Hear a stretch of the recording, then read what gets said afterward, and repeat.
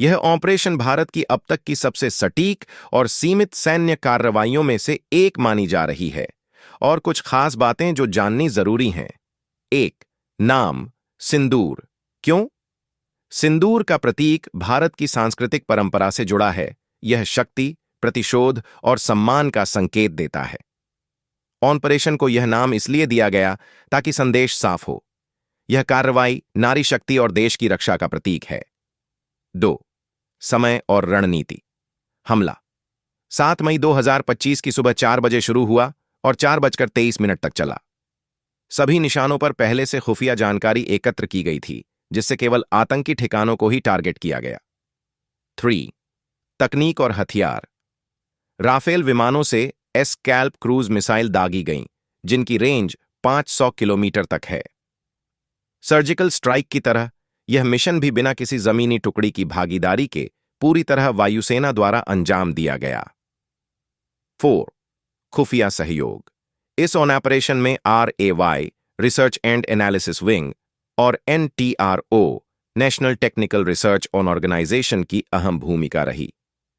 Satellite imagery और electronic surveillance का उपयोग किया गया। पाकिस्तान की स्थिति।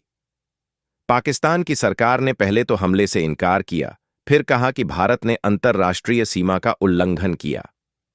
लेकिन अंतर्राष्ट्रीय मीडिया ने भारत की रिपोर्ट को ज्यादा सटीक बताया। अगर आप चाहें तो मैं आपको इस ऑपरेशन की घटनाक्रम पर एक टाइमलाइन या वीडियो स्क्रिप्ट भी तैयार करके दे सकता हूं। आप YouTube पर डाल सकते हैं। बताएं। 7 मई 2025 को भारत ने ऑपरेशन सिंदूर नामक एक सैन्य अभियान के तहत पाकिस्तान और पाकिस्तान शासित कश्मीर में 9 लक्ष्यों पर सटीक हवाई हमले किए।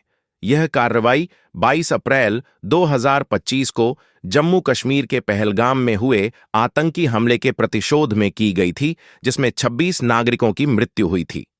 ऑपरेशन सिंदूर मुख्य बिंदु। लक्ष्य: भारत ने आतंकवादी समूहों जैसे जैश-ए-मोहम्मद, लश्कर-ए-तैयबा और हिजबुल मुजाहिदीन से जुड़े 9 ठिकानों को निशाना बनाया। इनमें बहावलपुर, मुरिदके, कोटली, मुजफ्फराबाद, भिंबर, सियालकोट और तेहरा कलां शामिल थे। हमले का तरीका: भारतीय वायुसेना ने राफेल लड़ाकू विमानों का उपयोग करते हुए एस्कैल्प मिसाइलों और AASM हैमर बमों से 23 मिनट तक यह अभियान चलाया। भारत का पक्ष: सरकार ने इसे फोकस्ड, मापित और गैर उत्तेजक कार्रवाई बताया, जिसमें किसी भी पाकिस्तानी सैन्य प्रतिष्ठान को निशाना नहीं बनाया गया।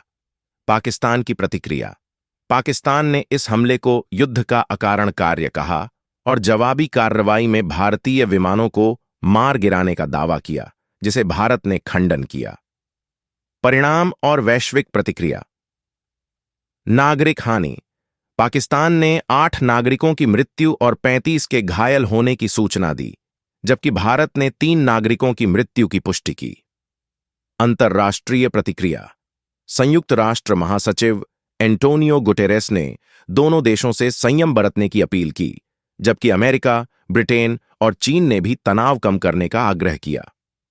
आर्थिक प्रभाव: पाकिस्तान के कराची स्टॉक एक्सचेंज का KSE 100 सूचकांक 5% गिर गया, जो अप्रैल 2025 में 6% से अधिक की गिरावट के साथ अगस्त 2023 के बाद सबसे खराब मासिक प्रदर्शन था। निष्कर्ष: ऑपरेशन सिंदूर भारत की आतंकवाद के खिलाफ सख्त नीति का प्रतीक है, लेकिन इसने भारत-पाकिस्तान संबंधों में तनाव को और बढ़ा दिया है। दोनों परमाणु संपन्न देशों के बीच बढ़ती हुई यह स्थिति अंतर्राष्ट्रीय समुदाय के लिए चिंता का विषय बनी हुई है।